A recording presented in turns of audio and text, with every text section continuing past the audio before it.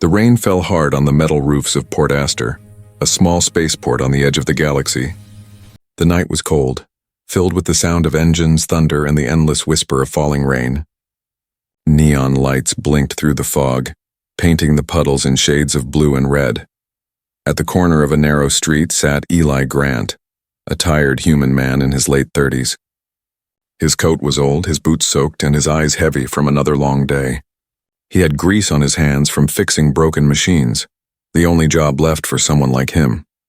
Once he had been a soldier and a pilot. Now he was just a man trying to survive, counting the few credits he had left. Across from him, a flickering sign read, "Hot food, cheap." The smell of cooked noodles floated through the air, teasing his empty stomach. Eli sighed and dropped his last coin on the counter. "One bowl," he said. The old robot behind the stall nodded and started cooking without a word. Eli sat there quietly, listening to the hum of ships taking off in the distance. The rain dripped from his hood as he thought about how far he had fallen from the man he used to be. He once dreamed of exploring the stars, but life had other plans. Then suddenly, a tiny voice broke through the sound of rain. "Sir?" Eli looked down. Standing beside him was a small alien girl no older than 8. Her skin was pale blue, glowing softly in the dark. Her big violet eyes shimmered with rain and fear. She wore a thin gray cloak torn at the edges and clutched a small bag to her chest. Before Eli could speak, she stepped closer and whispered, her voice shaking. "Here's $5. I just need a dad for one day." Eli blinked, thinking he misheard her. "What?" She held out a small, wet piece of paper, a $5 bill, old and wrinkled, something you hardly ever saw anymore. "Please," she whispered again. "Just for one day." Eli looked around, half expecting to see someone filming a prank. "Kid, what are you talking about?" But her eyes, those glowing violet eyes, were full of real fear. Her small hands trembled. "Please," she said again. "They're coming." That's when Eli saw them. 3 tall figures at the far end of the street, cloaked in dark armor, their faces hidden by masks that glowed faintly green. They moved slowly, scanning the crowd with strange metal rods that hummed in the rain. Eli's stomach tightened.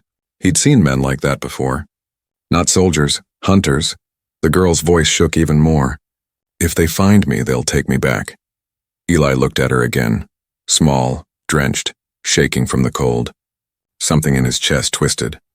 He wanted to say it wasn't his problem. He had nothing, no money, no ship, no future. But deep inside, something old stirred, a feeling he hadn't allowed himself to feel in years. He remembered a small human girl once, his daughter, before the war took everything away.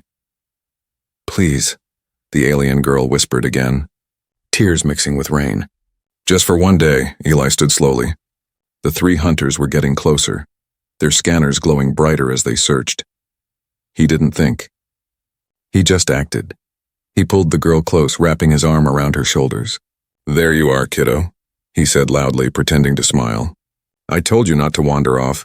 She looked up at him, surprised, then nodded quickly, understanding the act. The hunters stopped nearby. One of them looked at Eli. "Have you seen a small alien child about this height?" He raised a glowing tablet that showed a photo. Her photo. Eli gave a small laugh. "What, her?"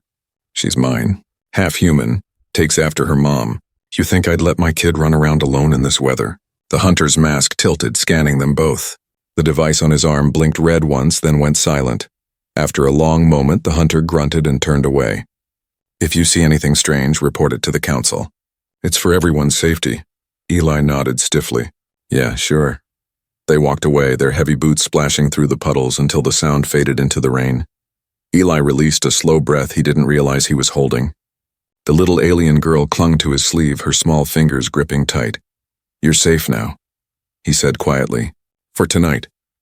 She looked up at him with a shy smile, her eyes glowing softly. "Thank you." "Dad," Eli didn't correct her. He just stood there watching the rain fall harder around them. Far above, lightning flashed across the dark sky, lighting up the port for a moment. And in that light, Eli saw something that made his heart freeze. The hunters were back at the corner, watching them from the shadows. They hadn't truly left. Eli looked down at the girl, who was trembling again. "All right, kid," he whispered. "Let's get you somewhere safe." He pulled his coat tighter around her and led her into the maze of narrow streets. Away from the lights, away from the hunters, into the unknown. Behind them, the sound of the rain mixed with distant mechanical footsteps. And somewhere in the darkness, a voice crackled through a radio. Target located? Do not lose them. The rain had not stopped when Eli Grant and the little alien girl slipped through the back alleys of Port Astor. The sound of thunder chased them like a warning. Neon lights flickered above broken signs and steam rose from vents along the metal ground. Eli didn't know where he was going. He only knew they had to stay out of sight. The girl walked beside him quietly, holding the edge of his coat. She was small, but her glowing violet eyes seemed to watch everything. After a few turns, they reached a rusty door marked Eli's Repairs. He pushed it open. Inside was a small workshop filled with tools, wires, and the smell of oil. It was messy, but it was home, the only place he had left. Eli shut the door and locked it. "All right, kid," he said, wiping the rain off his face. "Start talking. Who are you and why are those men after you?" The girl sat on a metal crate, her cloak dripping onto the floor. "My name is Leary," she said softly. "And they're not men. They're hunters." Eli frowned. "Hunters? For what?" "For me," she whispered. "I escaped from a place called the Aurelian Research Facility. They said they were studying us, but they were taking children away one by one." Eli felt a chill crawl up his neck. He'd heard of that name before, Aurelian, a secret lab run by the Galactic Council. No one ever came back from there. He rubbed his forehead. "Kid, you picked the wrong guy to help you. I'm broke. I've got problems of my own." Leary looked up at him with those strange, glowing eyes. "I can pay you. I have $5. Eli couldn't help but laugh, shaking his head. $5 won't even buy a meal around here." "I don't have more," she said, her voice trembling. I just need someone to pretend to be my dad until tomorrow. There's a ship leaving in the morning. If I get there, I'll be safe." Eli looked at her small hands clutching the torn cloak. He sighed and turned away. "And what happens if they catch you before then?" She didn't answer. She just looked down at the floor. Silence filled the room except for the soft buzz of a broken light. Eli grabbed a towel and threw it to her. "Dry off. You'll freeze." As she wiped her face, Eli sat down at his workbench, pretending not to care, but his hands wouldn't stay still. He kept remembering the way she'd whispered those words. "I just need a dad for one day." After a moment, he noticed something strange. On the table beside her, a wrench started to float slowly into the air. Eli froze. "Hey, what are you doing?" Leary gasped, her eyes glowing brighter. The wrench clattered back onto the table. "I didn't mean to," she cried. "It happens when I'm scared." Eli stared at her. "You just moved that without touching it." She nodded, shaking. "They said it's because of the thing inside me." "The thing inside you?" Before she could answer, a faint buzzing sound came from outside, the sound of scanning drones. Eli rushed to the window and peeked through the blinds. The hunters were back, walking slowly down the street, their scanners glowing green. He cursed under his breath. "They found us." He grabbed Leary's hand and led her toward the back of the workshop. "Hide in there," he said, pointing to a maintenance pod. It was small, used for carrying parts through spaceport tunnels. "Stay quiet. Don't move." She climbed inside without a word, her big eyes watching him with trust and fear. A loud knock echoed through the door. "Open up," a voice demanded. "Routine inspection." Eli took a deep breath and opened the door halfway. 3 armored hunters stood outside. Their masks dripped with rain. "We're looking for a fugitive," one said, showing a hollow image of Leary. Small, blue skin, violet eyes. "Have you seen her?" Eli forced a tired smile. "Kid like that?" "No, haven't seen anyone all night. Just me and my tools." The hunter stepped inside, scanning the room with his device. It beeped once, then went silent. Eli's heart pounded. The pod where Leary hid sat just 3 meters away. The hunter stopped beside it. He tapped the scanner again. It gave a faint red flash and then turned off. "Strange," the man said. "Signal was strong here. Old circuits," Eli said quickly. "Half the stuff in here still runs on Earth tech." After a long silence, the hunter nodded. "Report any sightings." Then they left. When the door shut, Eli leaned against it, breathing hard. His hands shook. He opened the pod. Leary climbed out, her eyes full of tears. "Thank you," she whispered. "You didn't have to lie." Eli sat down, exhausted. "You're right. I didn't, but looks like I just did. She smiled weakly. Does that mean you'll be my dad for one day? He looked at her for a long moment. Then he sighed and gave a small smile. Yeah, kid. One day. Outside, lightning flashed again, and on a nearby rooftop, one of the hunters raised his visor. He pressed a button on his wrist and said into his comm, confirmed visual. The human has the target. The storm grew louder as thunder rolled across the sky, and Eli Grant had no idea that his promise to a frightened alien girl would change the fate of the galaxy. The rain finally stopped by morning. A dull orange light crept through the dusty window of Eli's repair shop. The air smelled like metal, oil, and damp clothes. Eli sat at his workbench staring at the little alien girl who now slept curled up under his old jacket. Leary looked peaceful for the first time since he'd met her. Her small hands rested near her face and her soft breathing filled the quiet room. He leaned back in his chair and rubbed his tired eyes. What did I just get myself into? He muttered. He should have left her out there. But something about her, her eyes, her voice, had reached the part of him that still believed in doing what's right. When Leary woke up, she smiled faintly. You stayed, she said in a sleepy voice. Yeah, well, Eli said, pretending to sound annoyed. You were drooling on my jacket. She giggled softly, but the moment didn't last. Her smile faded when she remembered. The hunters. They won't find us yet, Eli said. But you need to tell me the truth. What's really going on? What are they after? Leary looked down at her hand, silent for a while. Then slowly she reached for her chest and unbuttoned her small cloak. At first, Eli thought he was seeing things. Right in the center of her chest, beneath her thin blue skin, something glowed into a small pulsing light, like a living star trapped inside her. The light shimmered in colors he couldn't name. What in the galaxy? He whispered. It's called the Heart of the Stars, Leary said softly. It's inside me. Eli took a step closer. That thing, it's alive. She nodded. My mother said it's very old. Older than the Galactic Council. Older than the wars, he frowned. Your mother? She was a scientist, Leary said. She worked in secret. She said the heart was made to heal planets, to give life to dying worlds. But when the Council found out, they said it was too dangerous. They wanted to use it to make weapons. Eli's face darkened. He had heard stories of the Council's experiments, hidden projects that turned miracles into weapons of war. So they took her? Leary nodded slowly. She hid me before they came.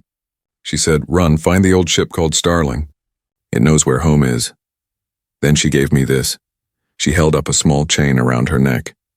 It carried a dull metal tag with the symbol of an old Terran fleet, human design. Eli felt a strange jolt in his chest. He knew that emblem. He had served under it during the war. That's a ship I flew with, he whispered. Leary looked at him with hope. Then maybe you can help me find it. Eli turned away, pacing. Kid, you don't understand what you're carrying. The Council would kill entire colonies to get that thing back. I know, she said quietly. That's why I have to reach the ship. It's the only way to send the heart home.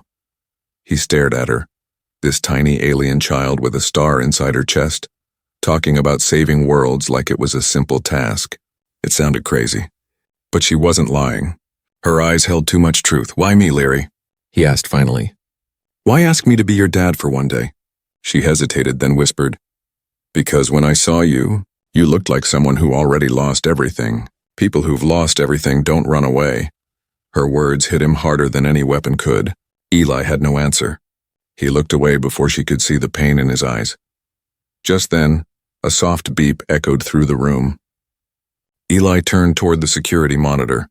One of his motion sensors outside had triggered. He zoomed in the camera feed. A drone floated near the street, scanning, searching. They're close again, he said. Pack up, we're leaving. Leary grabbed her bag. Where will we go? There's an old tunnel that leads to the lower decks of the port, Eli said. No scanners can reach there. He opened a secret floor hatch beneath his workbench. Dust and cold air rushed up, but before climbing down, Leary touched his hand. Eli, if something happens to me, promise you'll take the heart to the Starling. He looked at her, confused. Don't talk like that, kid. Nothing's going to happen to you. You promise? She asked softly. He sighed. Yeah, I promise. She smiled and nodded. The glow in her chest pulsed brighter for a moment, as if it understood too. They climbed down into the darkness, just as the drone outside turned its scanner toward the shop window. Moments later, the door burst open. The hunters stepped inside, their green visors glowing. One of them picked up a faint trace of light from the floor hatch. "Signal found," the leader said. "They're moving underground."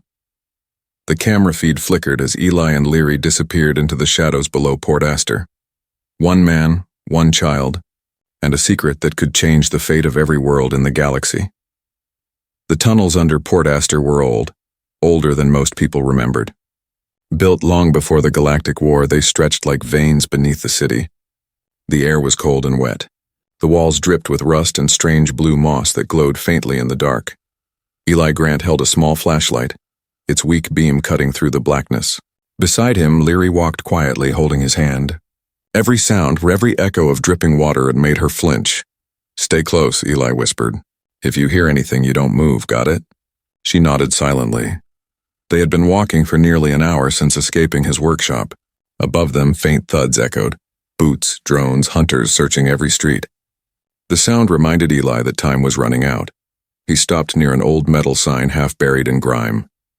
"Maintenance Sector 12. No access." Perfect. He knelt and pried open a broken hatch, leading into a smaller tunnel filled with pipes. "Through here," he said. "No scanners can track heat this deep." Leary hesitated, staring at the narrow hole. "It's dark." Eli gave a small smile. "You've got light in you, don't you?" For a moment she looked confused, then realized what he meant. The faint glow from her chest brightened, lighting the tunnel with a soft silver-blue shine. Eli couldn't help but stare for a second. "Not bad, kid," she smiled shyly. "Mom used to say I was her little lantern." They crawled through the pipe until it opened into a wide underground hall, part of an old cargo line. The ceiling stretched high above them, filled with hanging wires and broken lights. Abandoned transport pods rested on the tracks, covered in dust. Eli stopped and checked the map on his wrist device. "If we follow these tracks," he said, "we'll reach the lower docks. There's a passage to the hangars. From there, maybe we find your ship, the Starling." Leary's eyes lit up. "You mean we're close?" "Closer than we were an hour ago." But before they could move, the ground trembled. A low humming sound echoed through the tunnel. Leary gripped his arm. "What's that?" Eli didn't answer. He already knew. "Drones. Run," he said. They sprinted along the tracks, their footsteps echoing. Blue light flashed behind them as hunter drones burst through the tunnel entrance, sleek metal spheres glowing with red sensors. They fired beams that melted through steel. "Keep moving," Eli shouted. Leary's breath came in quick gasps. One of the beams struck the ground near her feet, sending sparks everywhere. She stumbled, crying out. Eli grabbed her arm and pulled her up. "Come on." He spotted an old maintenance lift at the far end of the tunnel. Rusted, half-collapsed, but maybe it still worked. He ran toward it, slamming his hand against the control panel. "Nothing happened. Come on, you old junk pile," he shouted, hitting it again. The panel flickered. The lift jerked to life, rising with a grinding noise. "Get in!" he yelled. Leary jumped onto the platform just as another beam shot past her head. The drones zipped closer, their scanners beeping faster. Eli grabbed an old pipe and swung it, smashing one drone out of the air. Sparks flew as it crashed into the ground. "The others kept coming, hold on!" Eli shouted as he hit the emergency lever. The lift roared upward, shaking violently. The drones tried to follow but couldn't fit through the narrow shaft. For a few seconds, there was silence. Just the sound of the lift rattling up through layers of metal and stone. Leary pressed her small hands to her chest, breathing hard. "I thought we were going to die." Eli gave her a tired grin. "Yeah, me too. Happens more often than I'd like." She laughed weakly, but then her glow dimmed. Her eyes looked heavy, her voice fading. "I use too much energy." "The heart. It drains me." Eli knelt beside her, worried. "Hey, stay with me, kid." She smiled faintly. "You sound like a real dad when you say that." The words hit him deep inside. For a moment, he didn't answer. He just looked at her, this fragile, glowing child, and realized how much she reminded him of the daughter he'd lost years ago. When the lift finally stopped, they stepped out into a forgotten section of the Undercity, half factory, half graveyard. Rusted machines stood silent and the air smelled of ozone. Eli glanced around, scanning for movement. "We'll rest here for a bit." But far above them, high on a cracked security screen still working by miracle, the face of a hunter captain appeared. His voice echoed through the static. "This is Captain Raz. The fugitive is moving toward the hangars. Deploy intercept units. The Heart must not leave Port Aster." Eli froze as the message repeated across the tunnels. Leary looked up at him. "They know where we're going." Eli's jaw tightened. "Then we'll just have to get there first." He lifted her into his arms and started running again, deeper into the maze of tunnels that led toward the hangars, toward the ship that might save her, or destroy them both. Behind them, metal footsteps echoed closer and closer, as the hunters began their final pursuit through the dark veins of the city. The tunnel opened into a massive underground hangar, silent, dark, and forgotten by time. Dust floated in the air like stars trapped in shadows. Huge doors lined the far wall, each one marked with symbols of fleets long gone. Eli held his flashlight high, scanning the names on the old ships. Most were broken, stripped for parts. But then he saw it, a sleek silver vessel covered in grime resting on tilted landing struts. The name, though faint, still shone across the hull: Starling. Eli stopped in his tracks. His breath caught in his throat. "It's real," he whispered. Leary stepped beside him, her eyes wide with wonder. "That's it. That's the one my mother told me about." Eli stared at the ship like he was seeing a ghost. "This ship shouldn't exist," he said slowly. "Every Starling-class vessel was destroyed after the war.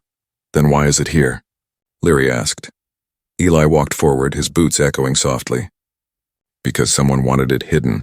He brushed his hand across the metal hull. The dust fell away, revealing the old Terran emblem, the same symbol that hung from Leary's necklace. His heart pounded as he placed his hand on the door's control panel. The panel blinked once, then glowed bright blue. A calm female voice echoed through the still air. "Welcome back, Captain Eli Grant. Access granted." Eli froze. Leary looked at him with surprise. "It knows you." "That's impossible," he muttered. "This ship was destroyed 10 years ago. I was on board when it happened." The door hissed open, releasing a puff of cold air. Inside, the corridor lights flickered to life one by one, revealing smooth metal walls and control panels untouched by time. Leary's soft glow reflected off the walls as she stepped in. "It feels alive." Eli followed her slowly, still trying to understand. He ran his fingers along the walls. "I flew this ship once in the Starling 7, but this is different. It's newer. Someone rebuilt it." In the main control room, the captain's chair stood waiting. Dust covered the screens, but when Leary walked near them, the systems came to life. The lights brightened, and the engines hummed faintly like they were waking from a dream. Eli stared at the console in disbelief. This ship's AI, it was designed to connect only with registered captains, and yet it's responding to her. Leary looked at him. "Maybe because of what's inside me. The heart of the stars. It connects to energy. Machines feel it too." She touched one of the panels. The glowing veins of the ship's circuits flared to life, spreading light across the deck. Suddenly, the voice of the AI returned, calm but strange, almost emotional. "Captain Grant, biometric match confirmed. Secondary link detected, organic energy signature. Compatible." Eli's eyes widened. "Compatible? With her?" The AI replied, "Yes. Subject Leary contains celestial core energy. Authorization required for joint operation." Before Eli could react, the ship's scanners flared. Outside, red warning lights flashed. Leary's eyes widened. "They found us again." Eli rushed to the control console. The radar showed movement. Dozens of red blips closing in fast. Hunter drones and at least one command ship above ground. "Damn it," Eli growled. "We don't have time." He jumped into the pilot seat, wiping dust off the main controls. "All right, Starling, let's see if you can still fly." The AI responded instantly. "Primary systems charging. Thrusters online. Weapons offline. Core reactor unstable. Figures," Eli muttered. He turned to Leary. "Hold on to something." The hangar walls began to shake as engines roared to life, throwing up clouds of dust. Outside, the hunters poured in, their weapons drawn. They fired at the ship, plasma bolts slamming into the hull. The old metal groaned but held strong. Eli slammed the throttle forward. The Starling screamed as the engines ignited fully for the first time in years. The blast blew the hunters off their feet as the ship lifted into the air. Come on, he muttered through clenched teeth. The ceiling doors above started to open, old gears grinding after years of silence.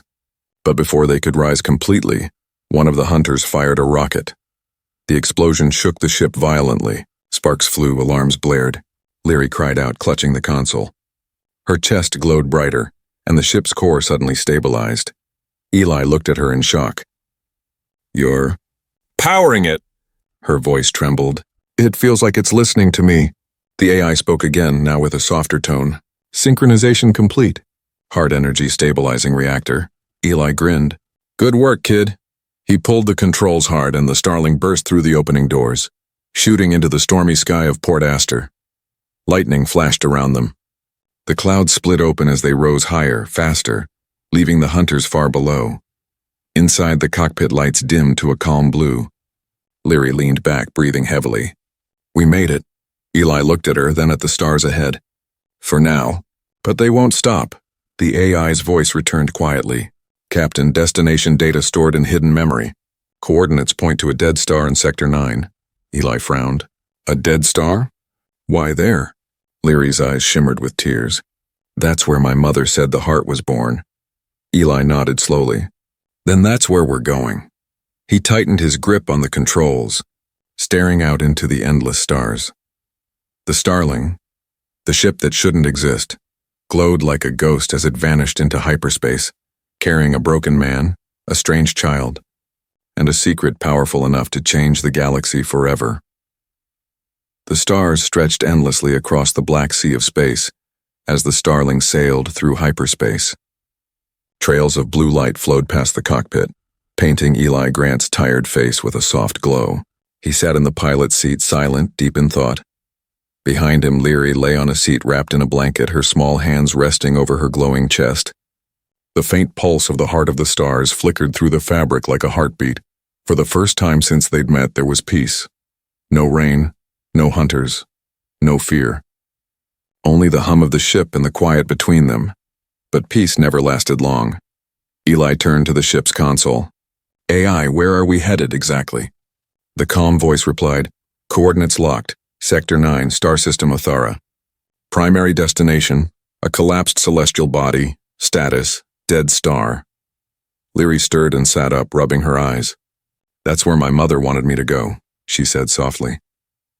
Eli looked at her reflection in the glass. What's there, Leary? Why would your mother send you to a dead star? She hesitated, looking down. Because it isn't really dead.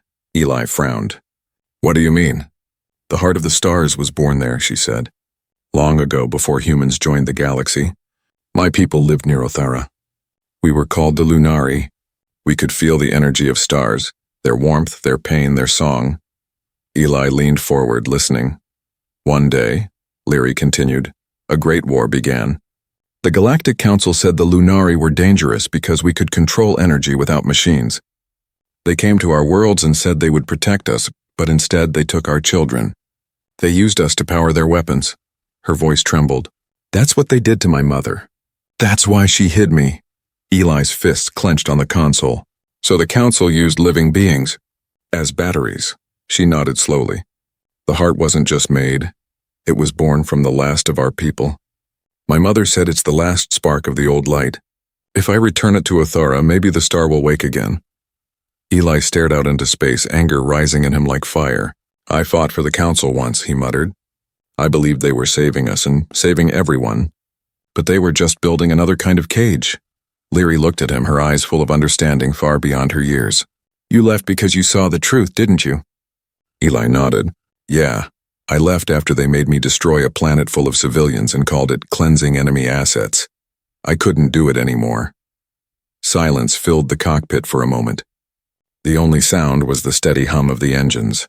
Then Leary whispered, You lost someone, didn't you? He froze. My daughter, he said finally. She was about your age. Died when the war reached Earth's outer colonies. I couldn't save her. Couldn't even find her body. Leary reached out and took his hand gently. You're saving me now. Her words cut through him like light through dark. He didn't reply, just squeezed her small hand, unable to speak. The ship's AI suddenly beeped. Approaching destination. Exiting hyperspace. The stars slowed and the view outside changed. A vast black sphere filled the screen, a dead star surrounded by broken moons and drifting debris. It looked lifeless, until Leary stood up. Her chest began to glow brighter, pulsing with the rhythm of the ship's core. The lights flickered and the starling seemed to respond to her. Eli stared. "It's reacting to you again," Leary nodded. "It's calling me." The AI's voice deepened. "Energy signature detected. Unknown organic resonance. Planetary fragments contain Lunari technology." Eli frowned. "What kind of technology?" "Memory lattice structures. Genetic data preserved in crystal form." Leary's eyes filled with tears. "It's my people. What's left of them." Before Eli could say anything, the radar flared red. "Contact detected," the AI said sharply. "Multiple ships incoming. Council fleet identified." Eli cursed. "They followed us." Leary turned to him, fear flashing in her eyes. "We can't let them take the heart. If they do, they'll use it to burn more worlds." Eli looked at her, then at the dead star ahead. He took a deep breath. "Then we'll make our stand right here." He turned back to the controls, his fingers moving with the confidence of the pilot he once was. "AI, prepare for combat maneuvers. Weapons offline, Captain. Hull integrity at 63%. Then we'll fight with what we've got." Leary's glow spread through the ship again, filling the cabin with light. "You won't fight alone," she said softly. The Starling's engines roared, powered by both human hands and the living energy of the heart. As the first Council ships appeared out of hyperspace, Eli gritted his teeth. "You wanted a dad for one day, kid," he said. "Well, this is what dads do." The ship dove toward the dead star, leaving a trail of blue fire behind, heading straight into the heart of darkness, where truth, sacrifice, and destiny waited. The black star loomed like a silent god, swallowing all light around it. The Starling dove toward it, cutting through the storm of debris. Behind them, a fleet of Galactic Council warships poured out of hyperspace, their red thrusters blazing like angry eyes. Inside the cockpit, alarms screamed. Red lights flashed across the panels. Eli Grant gripped the controls tightly, sweat on his brow. His heart pounded with the rhythm of the engines. "Eli," Leary said, her voice trembling. "There are so many of them." He looked at her and forced a smile. "Good. Means we're important." Outside, the first wave of enemy fire streaked toward them, lines of plasma glowing across the dark void. Eli twisted the controls and the Starling spun in a sharp roll. The beams missed by inches, lighting up the cockpit. "AI," he shouted. "Status. Shields at 40%. Structural damage to rear thrusters. Energy core stable, for now." Leary pressed her hand against the console. Her glow brightened and the ship's hum grew stronger. "Heart energy detected. Reactor stabilizing," the AI said softly, almost like it was alive. Eli glanced at her. "You're keeping us flying, kid. Don't stop." "I won't," she whispered, even as her hands shook. Another explosion rocked the ship. Pieces of hull flew off into space. The Starling shuddered, but Eli's grip never faltered. He looked at the dead star ahead, a black sphere surrounded by faint blue light. It was beautiful in a haunting way. "We're almost there," he said. "You said it wasn't really dead, right?" Leary nodded weakly. "The heart. It can wake it. It just needs a connection." Eli frowned. "Connection to what?" She looked at him, tears in her glowing eyes. "To love, to life. To something pure." He blinked, confused, until he realized what she meant. He gave a quiet laugh. "Then we'll give it both." The Council fleet tightened their circle. The lead battleship sent a booming transmission. "This is Captain Raz of the Galactic Council. You are harboring stolen property. Surrender the child and the artifact or be destroyed." Eli smirked. "Tell your boss he'll have to come get her himself." He cut off the transmission and turned to Leary. "Hang on. I'm about to do something very stupid." He pushed the throttle to maximum. The Starling shot forward like a comet, diving straight toward the event horizon of the dead star. The fleet followed, their guns firing non-stop. Beams of plasma tore through the black space. One struck the side of the Starling and the entire ship jolted. "Eli!" Leary cried. He gritted his teeth. "I'm fine." But blood trickled down his forehead. He could feel the ship shaking apart. "AI!" he shouted. Can we channel the heart's power to the engines? Warning, doing so may merge organic and mechanical systems. Unpredictable results. Do it. The lights flickered. Leary gasped as her glow poured through the cabin like liquid light. The Starling's walls shimmered and the engines roared louder than ever. Then something strange happened. The ship began to change, its metal skin glowing, its form bending slightly as if it was alive. The Starling and Leary were becoming one. The Council fleet closed in, but Eli didn't care. He looked at Leary. Her body was trembling, her eyes glowing brighter than the stars themselves. "You don't have to do this," he said. She smiled weakly. "You promised to be my dad for one day. Dads protect their kids. But today, maybe I protect you."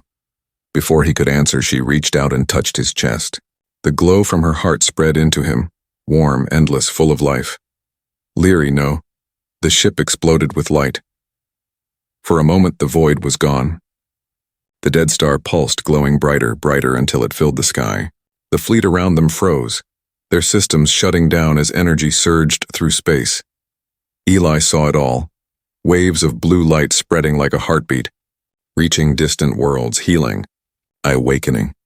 The heart of the stars had awakened the dead sun. Inside the blinding light, Leary's voice echoed softly. She said the heart can only be awakened by love. Eli felt his eyes fill with tears. "Guess a dad's love counts," he whispered. The light grew brighter until everything vanished. When the light faded, the Starling floated silently above a newborn star, golden, alive, burning with warmth. The fleet was gone, their ships adrift and powerless. Eli sat alone in the cockpit. The seat beside him was empty. Her glow was gone. He closed his eyes, a small smile on his face. "You did it, kid." The ship's AI spoke softly, almost like a whisper. "Captain." A new message detected in the core. "Playback?" Eli nodded. Leary's voice filled the cabin, gentle, pure. "Don't be sad, Eli. I'm part of the light now. And you'll never be alone again. Thank you for being my dad, even if it was just for one day." Eli wiped his eyes and looked at the star outside. It shone brighter, as if answering her voice. He sat back in the chair, smiling through his tears. "One day, huh? You sure made it count." The Starling turned slowly toward the horizon, engines glowing with the same light that once lived inside her. And as it drifted into the distance, Eli whispered, "Let's go see what else needs saving." "Kid." The reborn star burned behind him, proof that even the smallest spark of love could bring light back to the darkest part of the universe.